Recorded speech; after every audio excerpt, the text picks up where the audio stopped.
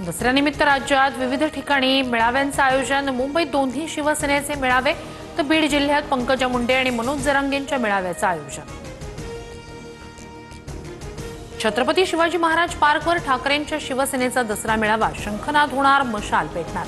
ठाकरे महापालिका निवडणुकीचं रणशिंग फुंकणार, सामनातून स्पष्ट।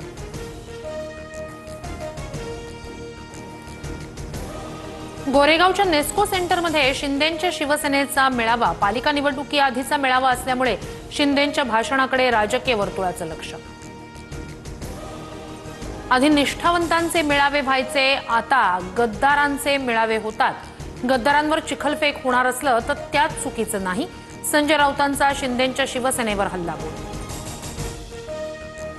नागपूरच्या रेशीमबाग मैदानात विजयादशमीचा उत्सव। राष्ट्रीय स्वयंसेवक संघाच्या मेळाव्याला माजी राष्ट्रपती रामनाथ कोविंद यांची उपस्थिती, तर मुख्यमंत्री फडणवीस, नितीन गडकरी यांचीही मेळाव्याला हजेरी।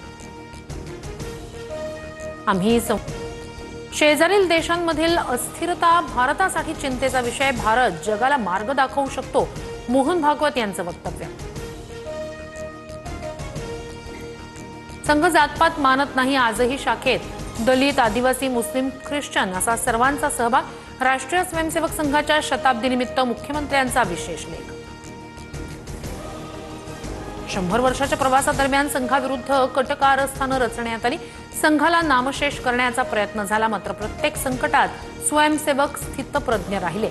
संघाच्या शताब्दी निमित्तानं पंतप्रधान मोदींचा लेख। दसरा मेळाव्यापूर्वी मनोज जरांगेंची तब्येत बिघडली। संभाजीनगरच्या रुग्णालयात उपचार सुरू। शेतकऱ्यांच्या प्रश्नावर लढण्यासाठी मोठी घोषणा करणार, जरांगेंची माहिती।